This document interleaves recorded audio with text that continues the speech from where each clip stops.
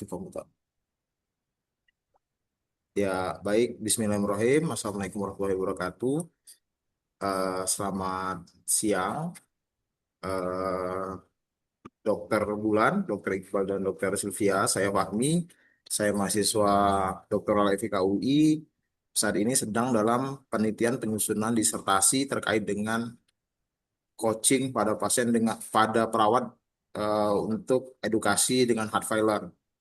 Nah, jadi nanti di apa tujuan riset saya itu saya akan mengembangkan sebuah program coaching ya namanya coaching. Jadi coaching itu nanti ada apa edukasi berbasis coach yang dilakukan oleh perawat untuk pasien yang gagal jantung. Nanti diharapkan ini akan menjadi programnya Dirjen PTM Kemenkes dan akan disosialisasikan seluruh Indonesia terkait dengan puskesmas, kemudian rumah sakit harus memiliki coach untuk gagal jantung. Karena di Indonesia hanya punya 10 klinik gagal jantung. Kalau di Sumatera itu kita tidak, di Sumatera saya tidak tahu ya apakah di M Jamil itu ada klinik gagal jantung, tapi setahu saya sih semua berpusat di daerah Jawa semua. Jadi klinik gagal jantung itu hanya di daerah Jawa semua. Nah, kita mau kembangkan ini supaya perawat-perawat itu bisa menjadi edukator atau sebagai coach untuk pasien gagal jantung. Nah, untuk itu di penelitian ini ada 3 tahapan. Tahapan pertama adalah need assessment model. Saya meminta insight dari para dokter semua dalam edukasi pada pasien dengan heart failure. Kemudian yang kedua setelah didapatkan apa qualitative study, systematic review, meta-analisis, dan integrative review, kemudian akan dianalisis menjadi sebuah model berbentuk kurikulum, kemudian akan diujikan secara randomized control trial untuk di tahap ketiga. Nah, baik Dokter Bulan sama Dokter Silvi dan Dokter Iqbal semua bersedia ya untuk menjadi partisipan ya dalam penelitian ini ya. Saya Jadi, butuh dealnya dulu. ya, Oke, bersedia. Nah, baik. Karena kita fokus grup discuss ya. Saya akan bertanya, silakan saja dari Dokter Iqbal, Dokter Bulan, dan Dokter Sylvia untuk menjawab siapa saja boleh ya. Tapi saya harap jawabannya adalah menguatkan dari apa yang telah disampaikan dari jawaban terdahulu. Oke. Nah, pertama saya pengen bertanya tentang kan sering nih ngerawat atau menjadi konsulen untuk pasien dengan gagal jantung. Nah, terkait dengan edukasi dan pemulangan pasien, apa topik yang memang apa ya topik yang sangat sangat dibutuhkan ya untuk pasien dengan gagal jantung ketika mempersiapkan pemulangan? Mungkin bisa dijelaskan, Dokter Bulan boleh mendahului? kalau saya kan biasanya kerjanya di FKTP. Di FKTP primer tuh pasien dengan gagal jantung biasanya kontrolnya melalui poliklinik rawat jalan. Jadi pada saat pasien kontrol dengan rawat jalan dengan gagal jantung, biasanya yang kita evaluasi adalah gejala klinisnya terlebih dahulu. Bagaimana dengan kondisi sesaknya? Apakah sesaknya bertambah berat dengan pengobatan yang sudah ada ataukah ada perubahan, termasuk pengukuran tanda-tanda vitalnya. Kemudian kita lihat tanda-tanda, biasanya gagal jantung itu kan disertai dengan tanda kongesti. Kita lihat dengan kondisi biasanya apakah ada tambahan keluhan kaki yang bertambah bengkak atau bagaimana. Kemudian kita edukasi pasiennya terhadap pengobatan yang sudah diberikan. Obat-obatannya kalau bisa sebenarnya seharusnya itu dianjurkan untuk kontrol rutin setiap bulannya. Kemudian jadwal kontrolnya sudah ditentukan. Kemudian harus ada pendamping untuk minum obat karena ini yang paling penting karena biasanya pasien-pasien gagal jantung ini juga agak-agak sedikit muak terhadap pengobatan yang banyak. Obat-obatnya kan cenderung banyak yang diberikan. Jadi kalau tidak ada pendamping itu baik dosisnya, jadwal minum obatnya pasti tidak akan mendapat sesuai dengan waktunya kayak gitulah. Jadi sebenarnya bukan hanya penyakit menular yang perlu pengobatan dengan pendamping. Menurut saya tuh pengobatan dengan gagal jantung ini juga perlu pendamping.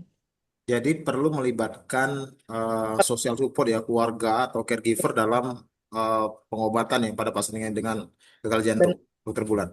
Benar Bapak Fahmi? Oke. Nah, terkait dengan materi edukasi kan, kalau kita lihat panduan dari AHA itu kan 4 pilar untuk pasien dengan heart failure ya untuk pengobatan. Nah, itu sejauh apa edukasi yang dokter berikan ya kepada pasien? Boleh yang lain?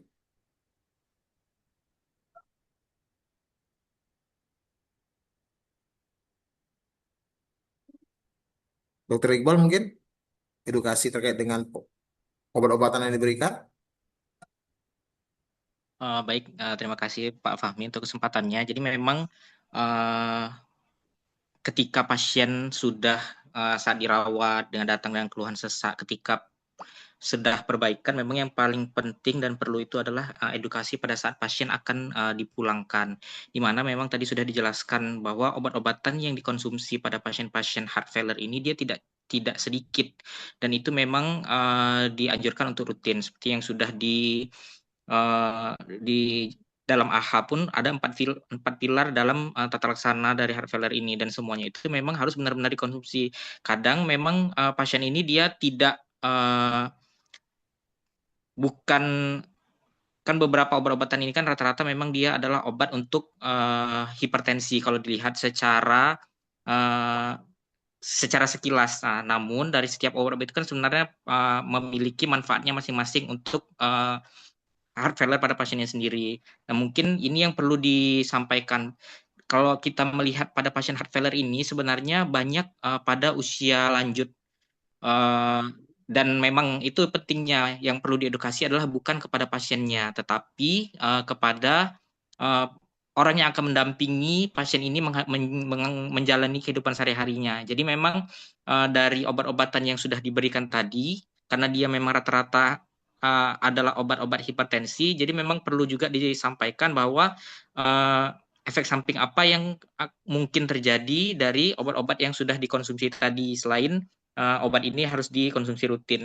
Dan jika seharusnya memang ada juga apa ya, pasien itu tahu kapan obat itu harus dan untuk menghentikan pengobatan ini dia tidak uh, apa ya, harus punya seseorang yang mengatakan oh yang ini harus di stop. Jadi sepertinya karena obat-obatan itu dia tidak bisa dihentikan secara sepihak dari pasien, jadi tetap harus dengan konsultasi. Namun kadang pasien ini juga nggak tahu yang mana yang perlu di stop. Nah, itu juga perlu diberitahukan mungkin perlu dijelaskan kepada pasien untuk ke depannya. Dan itu juga tadi sudah dijelaskan juga mungkin untuk tanda-tanda emergensinya yang berkaitan dengan gagal jantungnya, apa yang perlu diperhatikan ketika sesaknya meningkat, sembabnya bertambah. Terus untuk edukasi komorbid juga, yang bukan maksudnya faktor resiko. Faktor resiko dari heart failure-nya juga kan bukan hanya obat heart failure-nya, obat-obatan faktor resikonya kan juga biasanya akan didapatkan sama pasien. Nah, itu mungkin akan membuat pasien bingung karena banyak, dan nggak tahu kalau seandainya terjadi sesuatu mungkin karena efek obatnya atau memang karena keluhannya. Itu mungkin yang perlu dijelaskan juga kepada pasiennya. Oke. Nah, ini kan tadi dokter Iqbal udah jelaskan ya tentang drug terapi pada pasien dengan heart failure ya, termasuk dengan harus menjelaskan efek samping, kemudian dosis, kemudian pengawasan dalam penggunaan. Nah, kalau sepengalaman dokter semua, apa pengalaman yang paling signifikan terhadap apa ya, terhadap konsumsi obat ini yang dilakukan oleh pasien? Maksudnya apakah pasiennya patuh terhadap apa pengobatan karena tadi jelaskan ya jangka panjang, kemudian obat ini diberikan banyak, sepengalaman klinis dokter seperti apa terhadap kepatuhan dalam konsumsi obat selama ini yang pasien lakukan? Dokter Bulan, boleh? Dokter Sylvia, boleh? Kalau berdasar pengalaman, biasanya paling banyak itu adalah tingkat kepatuhan yang kurang. Kadang karena tadi seperti kata Dokter Iqbal kan kebanyakan pasien ini kan lanjut usia. Jadi memang butuh orang lebih untuk memantau pengobatannya. Dan ini yang biasanya datang misalnya ada karena kepatuhannya itu juga bisa jadi karena dia takut minum obat terlalu banyak, takut ginjalnya rusak. Biasanya seperti itu yang kendala yang sering dihadapi selain kepatuhan tadi. Nah, kalau terkait dengan restriksi cairan misal, kan karena pasien heart failure itu dia harus restriksi cairan ya. Itu kan terkait dengan pencegahan kongestif pada pasien gagal jantung. Nah, bagaimana tanggapan dokter? Apa Dr. Iqbal mau disampaikan? Mungkin ada hambatan ya terkait dengan retrilis cairan ya karena keterbatasan pengetahuan atau seperti apa?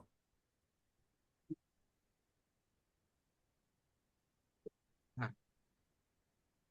baik Pak Fahmi, izin mungkin dari pengalaman saya memang ketika pasien datang awalnya kan memang dia dengan sesak. Ketika dia sudah mulai perbaikan, jadi perbaikan di sini rata-rata pada pasien heart failure ini dia bukan kembali ke kondisi normal sebelumnya. Nah, ini yang kadang membuat pasien itu menjadi tidak patuh kalau menurut saya. Yang pertama mungkin pada saat awal-awal terapi, pasien mungkin masih bisa patuh karena menurut mereka dengan obat yang dikonsumsi ini memang jauh perbaikan dari yang sebelumnya. Tapi dengan kondisi dia yang tidak kembali seperti normal, nah ini mungkin juga perlu dijelaskan bahwa pada pasien heart failure itu yang memang sudah ejection fraction-nya yang sudah sangat menurun, mungkin ya yang perlu kita sampaikan adalah bahwa kualitas hidup ini batasannya. Jadi memang tidak ada lagi akan bisa menjadi seperti orang yang normal lagi.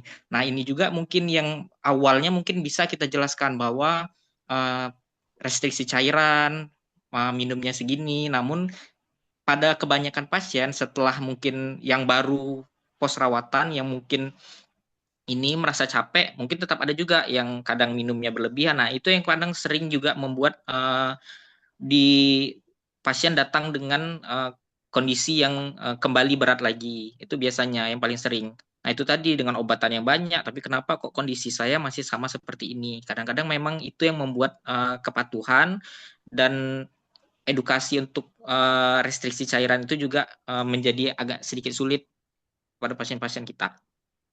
Jadi Ya, baik. mungkin Jadi kalau disimpulkan tadi memang remisi pada pasien dengan heart failure itu mungkin terjadi karena kongesti ya. Kongesti diakibatkan ya, oleh ketidakpatuhan dalam pengobatan dan maupun dalam retriksi cairan. Bagaimana kalau dokter Bulan? Setuju Pak Fahmi, memang biasanya seperti itu. Oke, baik.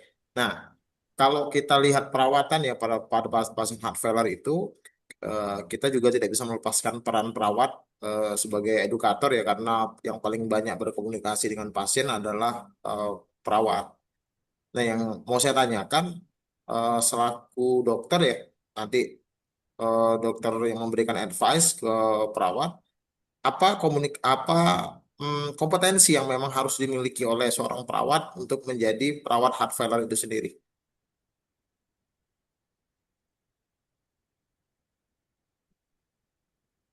Boleh? Saya persilakan.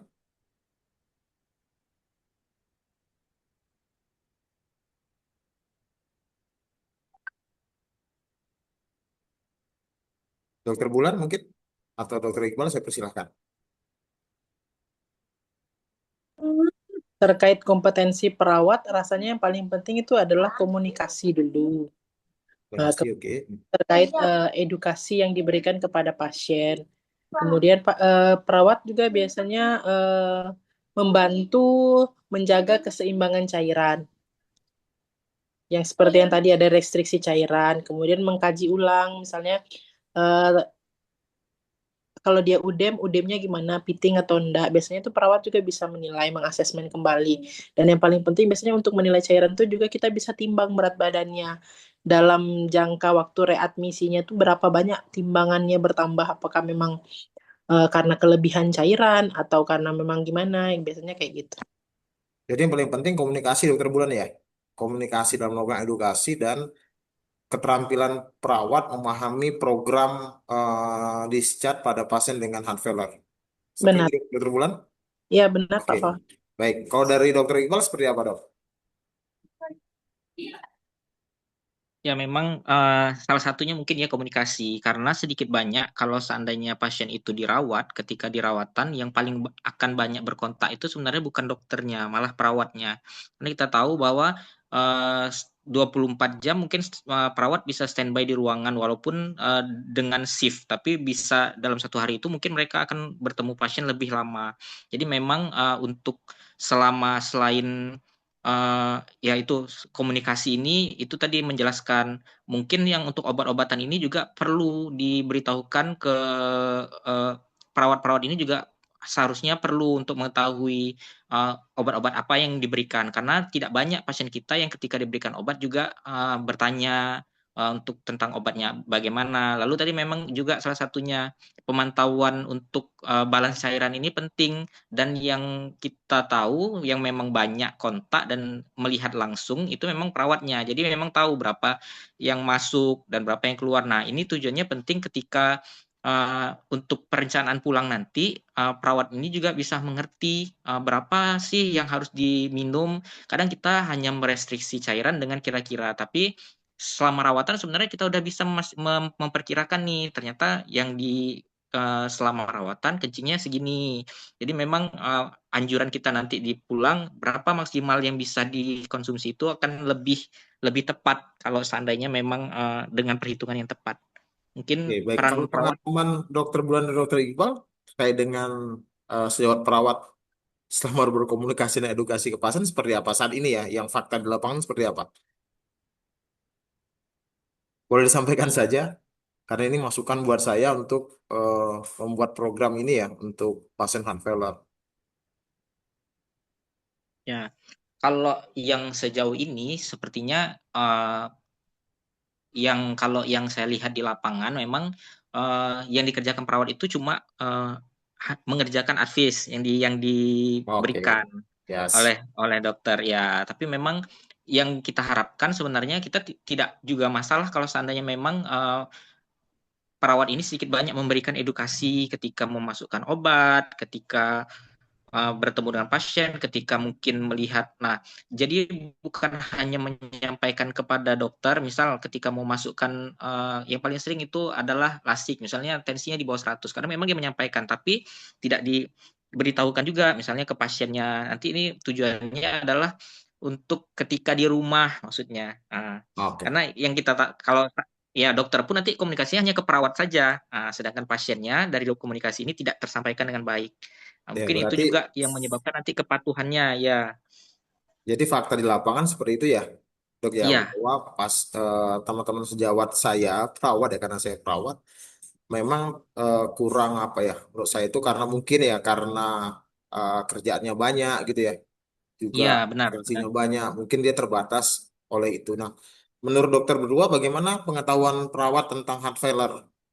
Kan program heart failure ini panjang ya, kalau kita lihat dari American Heart Association, malah 4 pilar itu tambah 5 pilar, ada rehabilitasi pasien di rumah. Bahkan sampai dengan rehabilitasi, ya Ya, benar. nah kalau menurut dokter semua, pengetahuan perawat tentang itu harusnya seperti apa? Dokter Bulan? Baik. Eh, Kalau menurut saya kayaknya pengetahuan perawat tentang masalah gagal jantung ini masih agak kurang. Jadi perawat yang terlatih untuk gagal jantung pun masih banyak kekurangan menurut saya karena mereka hanya sekedar mengenal bilang ini gagal jantung, serangan jantung, nah kayak gitu. Pada dasarnya masih sulit untuk membedakan hal tersebut. Jadi gagal jantung ini kan bisa kita kenali dari gejala. Sementara kalau untuk serangan jantung biasanya kita butuh alat penunjang seperti EKG. Dan membedakan ini pun mereka biasanya masih masih belum ngerti gitu.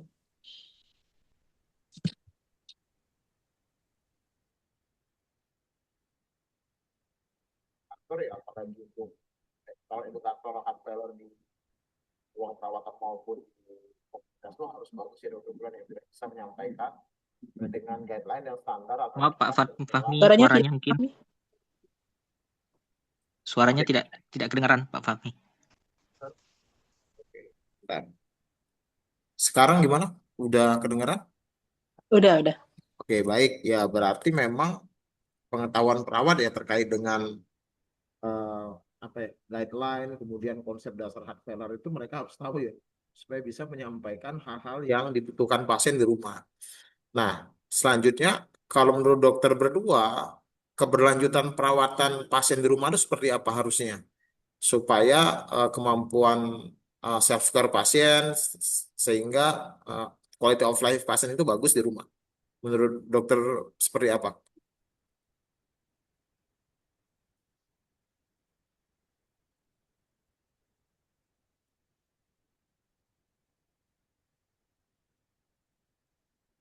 ya apakah continuity of care ya atau transisi program pada pasien heart failure itu ke depan yang diharapkan seperti apa? Karena untuk mencegah readmisi ya pada pasien dengan heart failure. Seberapa penting menurut dokter eh, terkait dengan program itu? Nah, tentu saja sangat penting ini untuk mencegah readmisi dan mengurangi keparahan penyakit. Edukasi yang diberikan ya tadi bisa dengan patuh minum obat, selain restriksi cairan bisa juga dengan restriksi garam. Kemudian edukasi tanda-tanda perburukan dan kalau bisa hindarilah faktor-faktor pencetus seperti rokok, alkohol dan lain-lain serta kontrol rutin tekanan darah. Oke, baik. Nah, ini terakhir pertanyaannya dok ya. Hambatan ya, hambatan dalam pemberian edukasi pada pasien heart failure. Dari dokter berdua seperti apa? Bertiga ini. Hambatannya seperti apa? Hambatan selama ini ya, secara klinis ketika memberikan edukasi ke pasien, apa hambatan yang dokter rasakan ya? Silahkan. Boleh hambatan bahasa ya atau seperti apa? Saya persilahkan. Kalau hambatan yang paling sering kan memang karena pasiennya kebanyakan lansia, jadi itu ada gangguan pendengaran atau gangguan Oke. hendaya-daya. Jadi eh, kadang datang sendiri dijelaskan sudah panjang lebar, tapi ternyata pada saat di rumah pun dia lupa yang mana obatnya, yang mana ininya. Jadi memang butuh orang lain untuk pemberian penjelasan tersebut. Dari dokter Iqbal seperti apa dok? Hambatannya. Kalau di rumah sakit seperti apa? Hmm, baik, kalau dari saya memang untuk hambatan ini sendiri ya selain dari rata-rata pasien-pasien heart failure ini adalah pasien lansia, jadi memang kita tidak bisa hanya memberikan edukasi kepada pasiennya saja. Jadi memang harus ada orang lain. Nah, masalah yang kedua adalah terkadang orang yang mendampingi ini juga orang yang taruhlah yang memang kebanyakan dari kita itu yang ya tingkat pengetahuannya yang kurang. Jadi memang ketika kita menjelaskan itu juga agak sedikit sulit. Ujung-ujungnya adalah ketika kita menjelaskan masuk kuping kiri adalah keluar kuping kanan. Yang penting kalau dia sama anaknya, yang penting pasien ini minum obat dan dibawa kontrol rutin setiap bulannya. Nah, itu tadi yang untuk terkait masalah restriksi cairan dan yang lain-lain yang untuk masalah faktor resiko yang lain itu yang agak sedikit kurang mungkin bisa diperhatikan. Taruhlah mungkin memang dia mau dibawa rutin berobat, tapi itu tadi kita tidak tahu keluarga ini mengerti tidak tentang masalah efek samping dari obat-obatan yang diberikan, kapan dia harus ke rumah sakit segera dan yang seperti itu mungkin masih sangat kurang. Karena yang saya lihat memang datang sama anaknya ketika sudah diedukasi ya udah yang penting pasien ini membawa anaknya datang setiap bulannya. Nah, tanpa tahu apa yang harus diperhatikan di rumahnya. Oke, berarti Ter- tingkat literasi pasien dan pengetahuan itu sangat berpengaruh ya terhadap iya, sangat proses berpengaruh. edukasi yang dokter berikan kepada pasien. Oke, nah ini terakhir pertanyaan terakhir satu kali lagi terakhir. Apa harapan ke depan terhadap program edukasi, kemudian apa ya terhadap peran nurse terkait dengan keberlangsungan perawatan pada pasien dengan heart failure? Saya persilakan. Harapan ke depan seperti apa? Saya persilakan. Baik Pak Fahmi, mungkin kalau dari saya ya, memang tadi seperti yang sudah disampaikan juga tadi sama Pak Fahmi, kalau seandainya memang salah satu yang menyebabkan ya mungkin yang pertama tadi memang yang paling sering kontak itu mungkin adalah perawat. Itu tadi, karena perawat bisa dalam satu hari shift itu mungkin berapa kali bisa bertemu dengan pasien. Dan memang karena mungkin kerjaan pasien ini banyak dan yang dirawat itu bukan hanya pasien-pasien heart failure, makanya memang sepertinya memang diperlukan memang kalau seandainya memang ada perawat yang memang memahami khususnya untuk heart failure ini. Karena ini kan dia jangka panjang, dia bukan hanya dari pada saat dirawat, tapi mungkin sampai dengan bagaimana rehabilitasinya. Dan di sini juga perannya bagaimana untuk mengedukasi pasien selama di rumah, dan bahkan kalau ada, memang ada eh, perawat-perawat yang mengajarkan untuk yang sebelum pulang, khusus untuk discharge planningnya, dan apa yang harus dilakukan ketika di rumah, apa-apa saja yang perlu, misalnya untuk restriksi cairannya, obatnya, dan kapan kalau ada apa ya komplikasi atau dari obat-obatan ataupun ketika gejalanya memburuk. Nah, yang seperti itu. Jadi ada tempat mereka selain langsung ke rumah sakit, maksudnya seperti itu, Pak Fahmi. Oke. Dokter Ongki, selamat datang ya di wawancara kita. Nah, Dokter Ferry, nah kita ini sedang bahas tentang program edukasi pada pasien dengan heart failure. Nah, izin Dokter Bulan dan Dokter Iqbal, Dokter Sylvia, saya butuh insight dari Dokter Ongki. Nah, pengalaman Dokter Ongki ya di klinis ya dalam perawatan pasien dengan heart failure, gagal jantung. Apa hambatan dan tantangan yang dokter rasakan ya selama menjadi dokter ya untuk pasien dengan heart failure? Boleh singkat saja? Masih di mute, Dokter Ferry?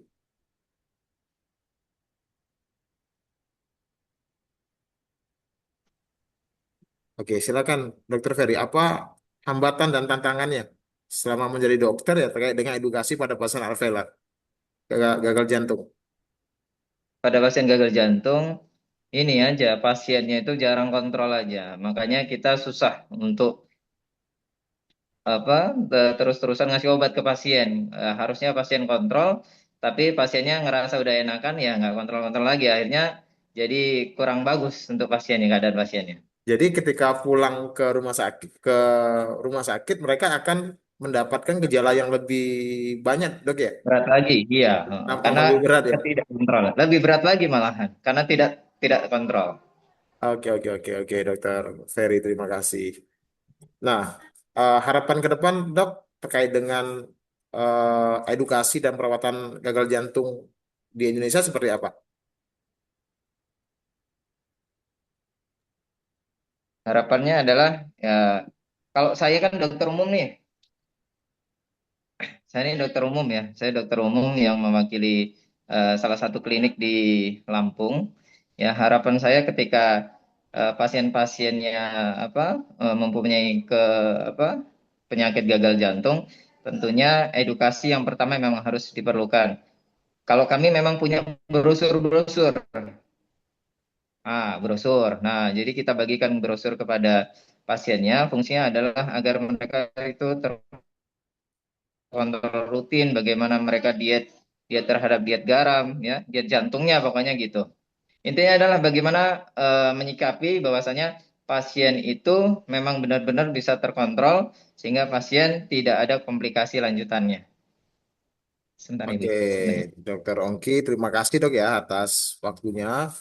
Dokter Iqbal, Dokter Sylvia, dan Dokter Bulan, terima kasih atas insight yang saya dapat terkait dengan program transisi pada pasien yang gagal jantung. Nah, diharapkan memang ke depan Indonesia punya nurse heart failure khusus ya. Jadi supaya bisa menjadi apa ya? Menjadi kolaborator dokter semua dalam advice dan pemberian edukasi pada pasien dengan heart failure. Terima kasih atas waktu dan kesempatannya. Saya akhiri dengan Assalamualaikum warahmatullahi wabarakatuh. Selamat siang. Selamat ya.